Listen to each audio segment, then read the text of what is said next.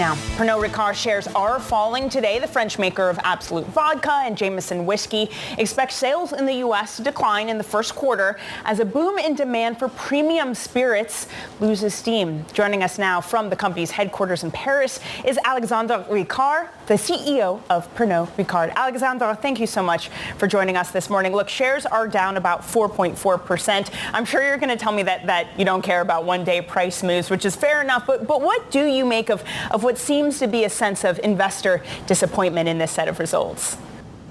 Listen, I have to say I'm a bit surprised indeed. I don't look at share price day to day, you're right. That being said, coming out of a very strong set of results, very strong performance for the year with double-digit growth, top line, 10% organic growth coming from all regions, very broad-based growth coming from basically all our spirit categories with 6 key spirit categories driving more than 85% of our growth.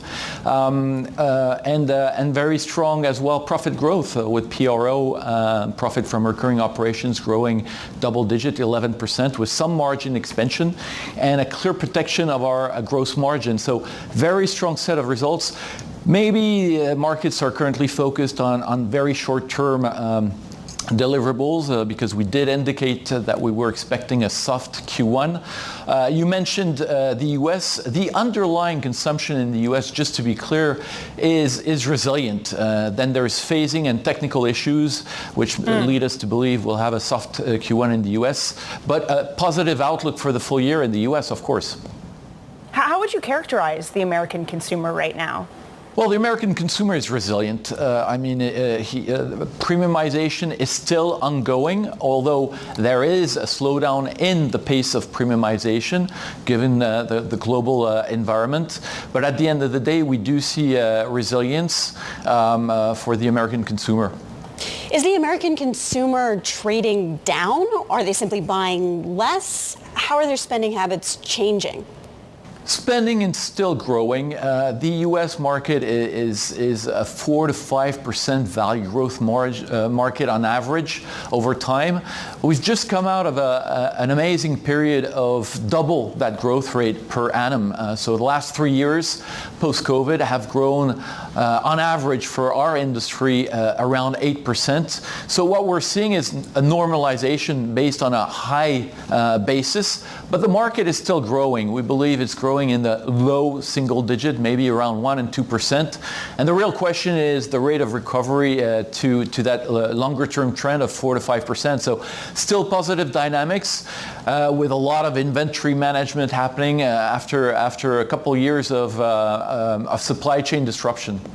Can you continue to pass on some of the increasing input prices that you've seen to consumers, or are they kind of hitting a wall here, especially in the United States? Listen, to be fair, inflation has been there. We've been hit by inflation in terms of our costs, and therefore we were driven by price increases to cover for inflation. We do believe when we look specifically at ourselves that inflation is going to ease and has started easing, especially regarding transportation, and therefore you should expect more normal behavior and more normal, I would say, pricing. Alexandre, I'm just looking over some analyst notes on your earnings at the moment. One bright spot, at least from Citi, they're pretty excited about this buyback that you've announced for 2024, 500 million to 800 million euros. They said it was unexpectedly large, should soften any blow of other concerns. Talk to me about the upper end of that, the 800 million euros. How ambitious do you see that as being? Well, over the last 2 years, we've done share buyback programs of 750 million. So we just came out of a 750 million share buyback program over the fiscal year 23. We've guided a 500 to 800 million euro share buyback for this current year, which now started this current year. We'll see. We have the flexibility, and as we go through the year, we'll see where we end up between 500 and 800 million. Alexandre, I'm also told by one of our producers that you just returned from a trip in China. What was it like over there? What kind of conversations were you having? Well, listen, first of all, a lot of excitement. I met all our teams in China. They're excited because of the end of the zero COVID strategy. So therefore, they're happy to be a little bit like us now. So we did experience a little bit of revenge conviviality starting March. It's fair to say that, and obviously the macroeconomic situation in China has slowed down, and it is having somewhat of an impact on consumer demand, in particular in the late night trade, nightclubs. But we are seeing the emergence of live bars where you have live entertainment. We are seeing the development of the cocktail culture as well. We do expect, because of the environment, somewhat of a soft start for sure this quarter in China. Bear in mind, we're lapping a very strong Mid-Autumn Festival last year, which was a record year for us, and a previous year which was even stronger. So we're lapping 2 years of very strong growth. It was 23% Q1 2 years ago. It was 9% again last year. So we do expect a soft Q1. I gotta ask, the cocktail culture, what's the favorite drink out there, Alexandre? How are tastes evolving? So listen, you have many cocktails, because you have mixologists that are really happy to experience all the different cocktails, whether it's based with cognac and the leading brand, which is our brand Martell, but as well, for instance, Absolute Cosmos, you see that as well, and whiskey-based cocktails. So it's basically cognac-based cocktails, whiskey-based cocktails, and vodka-based cocktails. Interesting. Let me take you back to the data and the numbers and what you're seeing. You're talking about a soft Q1 expected in China. How long do you think that's going to last? Because what some analysts are telling us is the consumer hasn't really fully felt the impact of some of this housing downturn and some of the weaker data we're seeing out of China.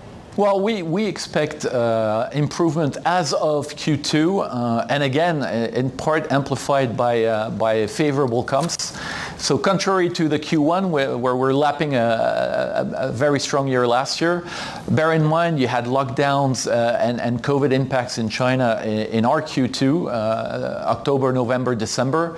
And then we had a very poor Chinese New Year because the zero COVID strategy stopped just ahead of Chinese New Year, and it was a big mess for Chinese New Year. So we'll have very favorable comps entering in our Q2 as of October. You know, I know it's not it's never been an enormous piece of your business, Russia, but you did get some flack for saying you'd resume market exports to Russia and then kind of did an about face after there was a bunch of consumer pressure. Talk me through the decision making there. I understand that it's still going to take some time to kind of wind down those operations. What made you do the about face? Listen, we stopped shipments to Russia last April, and we stopped definitively. So we're winding down the inventory, but there's not much left. And we're closing our operations in Russia, which are distribution basically. We'll end up with a rep office. We're well underway with this, and that's basically it. You're either in or out, and in our case, we made that decision back in April, May of this year. Alexandre, we're in this market environment right now here in Europe where we're extremely concerned about stagflation, given higher inflation data that's come in and weakening growth. Given your exposure and what you see to the consumer, do you see any hints of that, of undue inflation, yet consumers and an economy that's slowing down or halting at the same time? Yes, well, listen, Europe so far delivered, by the way, the last 12 months in Europe have been very strong. Europe delivered 8% net sales growth. This for Europe is quite high. Obviously, I don't think this kind of level of growth is sustainable forever, of course, but we do see resilience. People reserve some part of their discretionary spend to go out and to celebrate together, and because the environment, to be fair, is of course not the most celebratory environment we know for many reasons, but people still want to keep that discretionary spend for their gatherings with family and friends at affordable levels. Alexandre, before we let you go, I have to say there's one question that I've really been dying to ask, so you got to forgive me for this one. But it used to be that celebrities would launch perfume, cologne brands. Now it seems like everybody wants to have an alcohol brand, from Clooney to Kendall Jenner. What do you make of that trend? Is that sustainable? Are they making good stuff? Listen, it's a great question. We've always, by the way, had celebrity endorsements for some brands, leveraged some celebrities on other brands, or some celebrities can be actors, can be famous people, can be singers, and so on and so forth. What it does mean is the premium spirits industry is so attractive that a lot of people want to get into it. And like in anything, some will succeed and others won't. But bear in mind, it does require a strong expertise in terms of marketing, of course, in terms of execution, in terms of sales execution, and so on.